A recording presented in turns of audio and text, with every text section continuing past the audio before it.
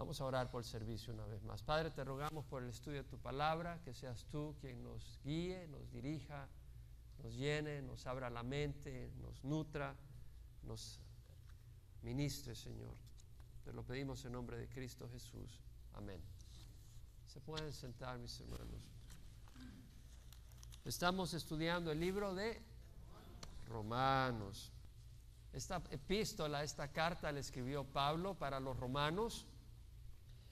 Sabemos que él escribió para las varias iglesias que se reunían en Roma, y eso lo vemos en el capítulo 15, donde hace referencia a Aquila y Priscila y la iglesia que se reunía en su casa, y también hace referencia a otros grupos y los hermanos que se reunían con ellos, o sea que eran varias congregaciones. Pablo no fue quien fundó la iglesia de Roma, obviamente que habían sido otros hermanos. Pablo estaba muy ocupado compartiendo el evangelio en la zona de Jerusalén, Siria, Asia y la zona de Macedonia y Acaya, pero cuando ya cubrió el evangelio en todas esas áreas, entonces tenía en el corazón ir a España, y su propósito era que cuando fuera a España, totalmente en el occidente, él iba a pasar por Roma y en ese tiempo tener la oportunidad de que ellos les ayudaran económicamente, obviamente, para proseguir su viaje a España, y a la vez él poder dar un don espiritual, poder ministrar a la iglesia en Roma y afirmarlos en la fe. Cuando Pablo escribió esta carta, esta epístola, estaba en Acaya, en la ciudad de Corinto.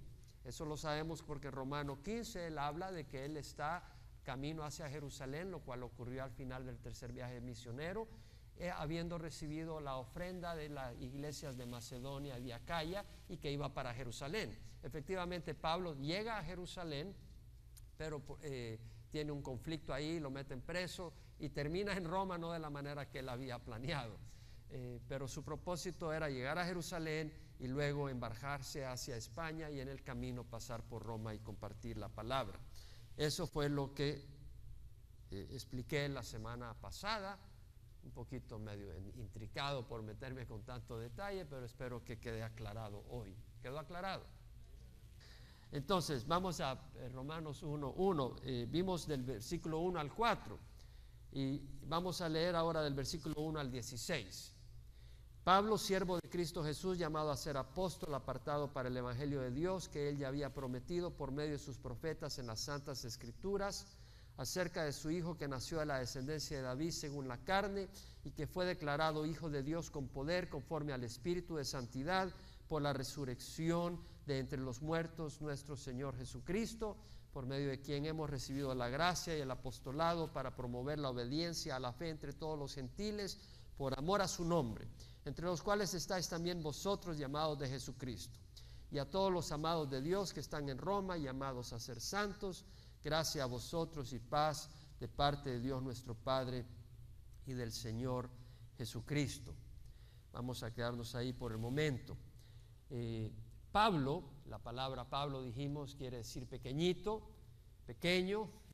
Pablo, su nombre anterior era Saulo, que quería decir deseado. No le importaba ser llamado Pablo, lo importante era que Dios fuera grande en su vida, como decía Juan Bautista, que él crezca y que yo disminuya. Siervo de Cristo Jesús, doulos, esclavo, alguien que totalmente está a la voluntad de su amo, de Cristo Jesús, llamado.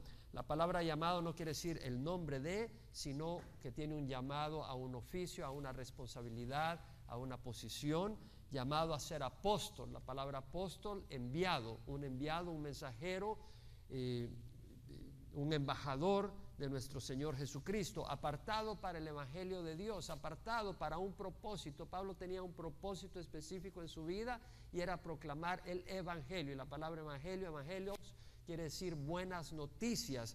Un evangelio no de hombres, no un evangelio de una organización, no de una denominación, sino el evangelio de Dios. Es el evangelio que Dios ha provisto y que es parte central del libro de la carta de Pablo a los romanos, que él ya había prometido. Este evangelio, si bien está revelado en el Nuevo Testamento, estaba prometido en el Antiguo Testamento. Dice que él ya había prometido por medio de sus profetas en las santas escrituras, y estudiamos la semana pasada cómo el Señor habla a través de los distintos profetas los elementos del Evangelio de un Cristo que iba a sufrir,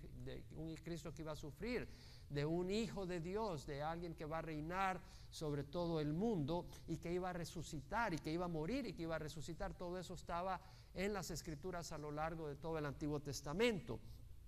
Y luego habla acerca de su Hijo, o sea, ese Evangelio se centra en su Hijo que nació de la descendencia de David según la carne. Ese Hijo tenía que venir de la descendencia de David porque Dios así lo había prometido, y que fue declarado Hijo de Dios. Este Hijo es un Hijo de Dios con poder conforme el Espíritu de santidad por la resurrección de entre los muertos, nuestro Señor Jesucristo. Eso es lo que estudiamos la semana pasada. Ahora veamos que luego dice, por medio de quien hemos recibido la gracia y el apostolado para promover la obediencia a la fe entre todos los gentiles por amor a su nombre. Cristo es central en la vida del cristiano. No es una organización, no es lo que opinen las personas.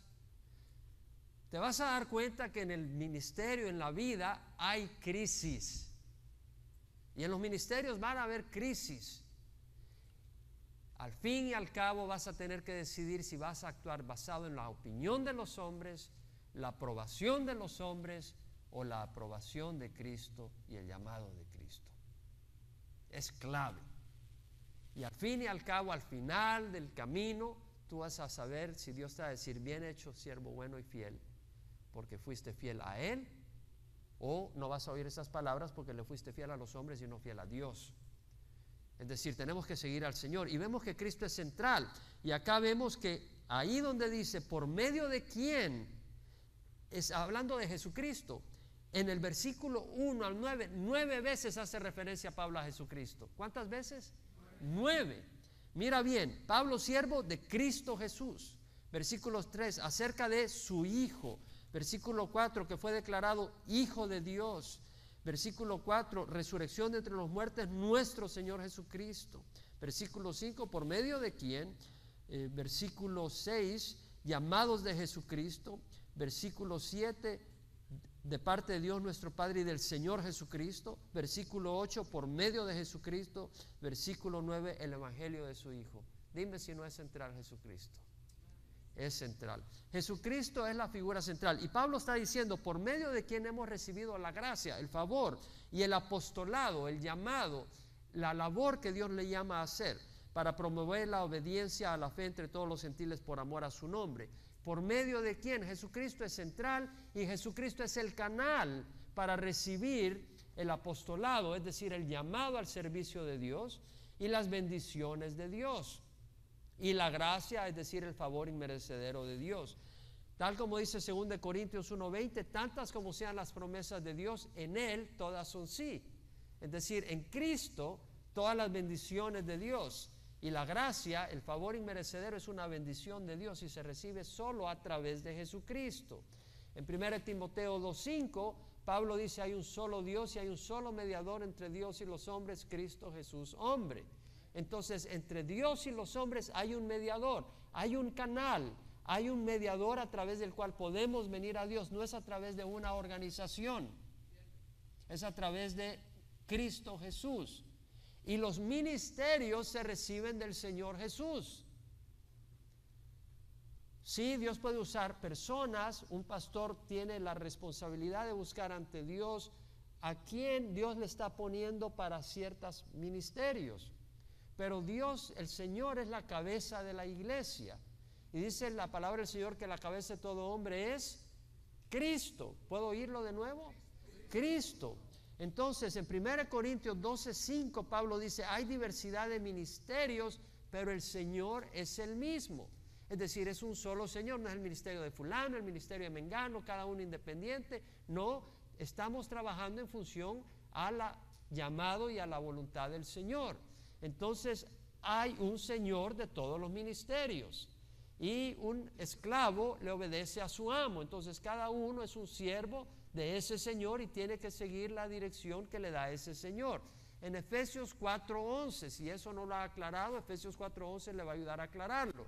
Pablo dice que Él, hablando de Jesús, dio a algunos el ser apóstoles, a otros profetas, a otros evangelistas, a otros pastores y maestros, para equipar a los santos para la obra del ministerio, para la edificación del cuerpo de Cristo. Entonces, para capacitar a los santos para la obra del ministerio, para la edificación del cuerpo de Cristo. Entonces veamos que dice, Él dio a algunos el ser apóstoles, a otros profetas, a otros evangelistas, a otros pastores, a otros maestros, a otros en la alabanza. Es el Señor el que da ese ministerio. ¿Lo podemos ver o no? Es el Señor. Y por eso Pablo dice, ¿por medio de quién hemos recibido la gracia? Ahora, cuando habla de gracia, la palabra gracia quiere decir un favor inmerecedero, también quiere decir el poder, la aprobación para poder hacer una obra. Tú no quieres, si el Señor no te aprueba para que hagas algo, tú no te vas a meter a hacerlo. Eso sería una ofensa, una tontería, una necedad. Pero vemos que acá Pablo dice, hemos recibido la gracia y el apostolado para promover la obediencia a la fe entre todos los gentiles. Se necesita la gracia y el llamado para poder hacer eso. Entonces Pablo dice, he recibido la gracia, es decir, un favor inmerecedero, un poder, una aprobación inmerecederos por la sangre de Cristo en la cruz que nos compró para hacer su obra. Entonces quiere decir de que una posición no se compra con dinero ni con juegos políticos. Amén. Quiere decir de que si tú tienes aspiración a un ministerio entre la iglesia, no trates de comprarlo, porque el Señor tiene palabras duras para esa actitud. ¿Sí me explico? Tú puedes tratar de comprar a la gente, mover su brazo de una manera económica o de beneficios, no, o con juegos políticos, no. Hemos recibido la gracia es el favor de Dios y Él es el que hace el llamado, entonces es el Señor el que escoge. Y luego el apostolado es el llamado de mensajero, de representante de Cristo. ¿Para qué? Para reconciliar a los gentiles con Dios, número uno. Y eso es a través del Evangelio. No es a través de palabras bonitas, es el Evangelio el que hace ver nuestra necesidad de salvación y la manera de ser salvos. Para volver al camino de la obediencia a la fe entre los gentiles. Entonces vemos que es la obediencia ¿a qué? A la fe. A la fe. La fe está definida, está manifestada a través de la palabra de Dios. La palabra de Dios nos revela lo que Dios espera de nosotros. La palabra de Dios nos revela lo que Dios nos da. La palabra de Dios nos revela lo que le agrada a Dios. Entonces es una obediencia a la palabra de Dios. Vemos pues que el llamado es no solo atraer a las personas a nacer en Cristo Jesús, pero a obedecerle. No es simplemente arrancar y ya fueron salvos, es de encaminarlos en el camino. El mismo Señor Jesucristo dijo, id y haced discípulos, no solo bebés espirituales, sino discípulos de todas las naciones, bautizándolas en el nombre del Padre, del Hijo y del Espíritu Santo, y enseñándoles a guardar, obedecer todo lo que os he mostrado, mandado. He aquí yo estoy con ustedes todos los días hasta el fin de los tiempos. Entonces el Señor está llamándonos no solo a traer personas al reino de los cielos, sino a discipularlos, a que obedezcan la palabra del Señor. En Juan 8, 31, 32 leemos que cuando vinieron los judíos que habían creído en Jesús, Jesús les dijo, si ustedes permanecen en mi palabra, verdaderamente son mis discípulos y conocerán la verdad y la verdad os hará libres. Es de permanecer. ¿Cómo permaneces? Obedeciendo la palabra, no solo para recibir a Cristo, pero caminando con el Señor Jesucristo.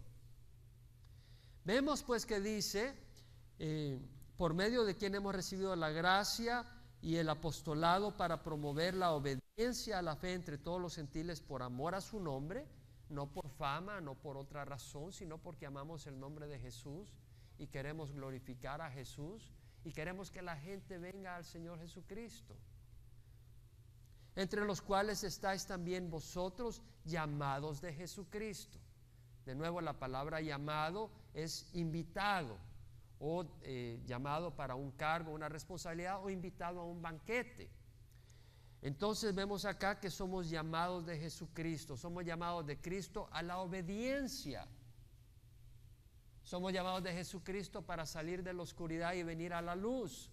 Somos llamados de Jesucristo para recibir sanidad moral, porque en el mundo estamos llenos de inmoralidad.